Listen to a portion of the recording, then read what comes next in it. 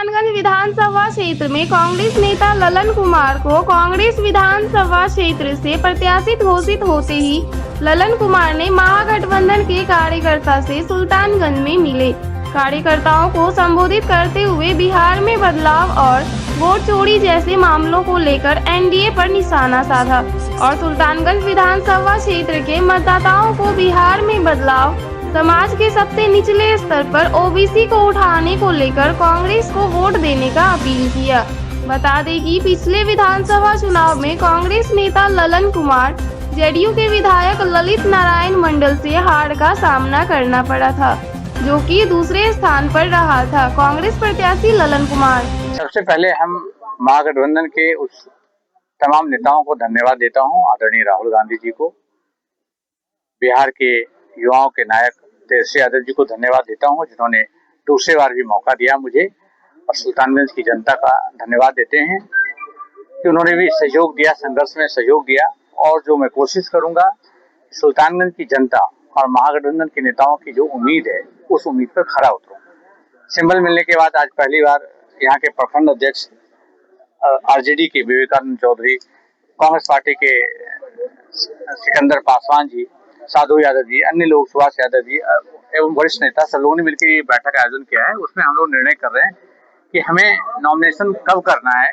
तो इन लोगों ने तय हुआ है कि शनिवार को हम लोग नामांकन करेंगे और उसमें महागठबंधन के सारे साथी ज्यादा से ज्यादा संख्या में भाग लेंगे।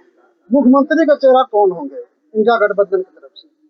मुख्यमंत्री का चेहरा स्पष्ट रूप से महागठबंधन के और युवाओं का स्पष्ट है कि देश के युवाओं के नायक के रूप में राहुल गांधी सर्वसम्मति से स्वीकार हैं सभी लोगों को, और बिहार में युवाओं के नायक हमारे तेजस्वी यादव हैं। उसकी प्रेरणा से हम लोग चल रहे हैं। इस बार विधानसभा की तैयारी पिछले साल देखा जाए कुछ ही मतों से आपने हार हुई थी, और जिस तरह से अभी बिहार की हालत और करप्शन लेके खुलेआम ये पीके भी हमलावर एनडीए पे और महागठबंधन पे, इस नजर से आप देखते हैं? देखिए, आप जहां तक बात करते हैं कि पुराने इलेक्शन में चुनाव इतिहास, वो मैं चुनाव हारा नहीं था, मैं सेकंड रनर था। वो विपक्ष की भूमिका हमारी थी। जनता ने, यहाँ की जनता ने स्वीकार किया था कि विपक्ष की भूमिका में उनकी खामियों पर हम काम करें। हमने उस पर काम किया, और जहां आपने देखा होगा पूरे देश में ये आंदोलन चलाया गया कि किस तरह सत्ता के आड़ में वोट चोरी करने का काम किया गया, वो स्पष्ट है कि चुनाव किस परिस्थिति में कैसे हारा गया है। जहां तक भ्रष्टाचार का राज्य में और देश में माहौल है, तो भ्रष्टाचार की जननी है भारतीय जनता पार्टी। जो व्यक्ति जिस दूसरे पार्टी में भ्रष्टाचार कर रहे हैं, उसी लोग को प्रायः भारतीय जनता पार्टी में जाने के बाद भाजपा देने का काम कर रही है। 1985 से लेकर इसके बाद एक भी सुल्तान विधानसभा से नहीं जीत पाई, इस पे क्या मंथन चल रही है? सुल्तान नहीं, आपके सवाल को नहीं सकते। 1985 के बाद कांग्रेस एक बार भी सुल्तान विधानसभा से नहीं जीत पाई है, इस बार किस तरह तैयारी है?